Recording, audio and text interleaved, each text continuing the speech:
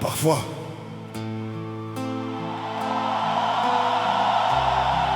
un pays ne crie même plus sa douleur. Il apprend simplement à vivre avec elle.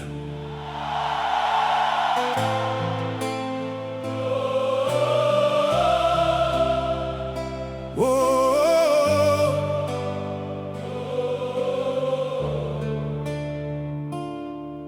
Les ancêtres avaient laissé une république debout, une terre née dans le feu et le sacrifice. Ils rêvaient d'un peuple capable de protéger son héritage, pas d'une nation qui apprendrait à survivre dans le silence. Aujourd'hui les discours remplissent encore les cérémonies, mais les quartiers parlent une autre langue après la tombée du soir. Les écoles ferment, les rues respirent la peur, et les enfants grandissent plus vite que le rêve.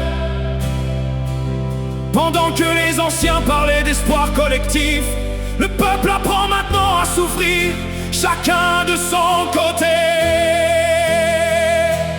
Traître parmi nous, pourquoi le peuple pleure-t-il en silence?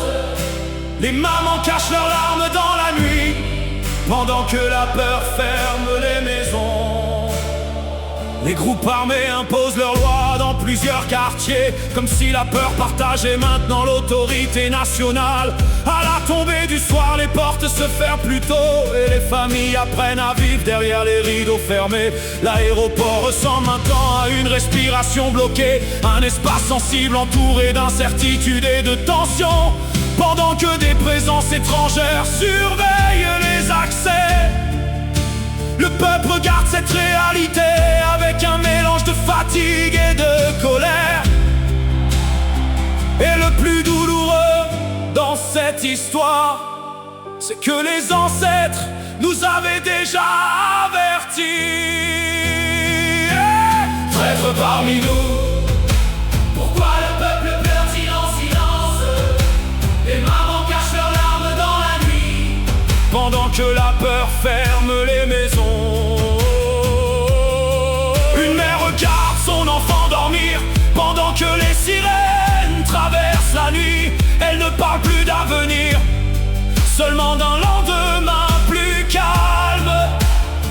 Des jeunes quittent le pays avec leurs rêves dans des valises fatiguées, comme si l'espoir lui-même cherchait maintenant une autre terre. Le drapeau flotte encore devant les bâtiments publics, mais dans le cœur du peuple, quelque chose s'efface lentement.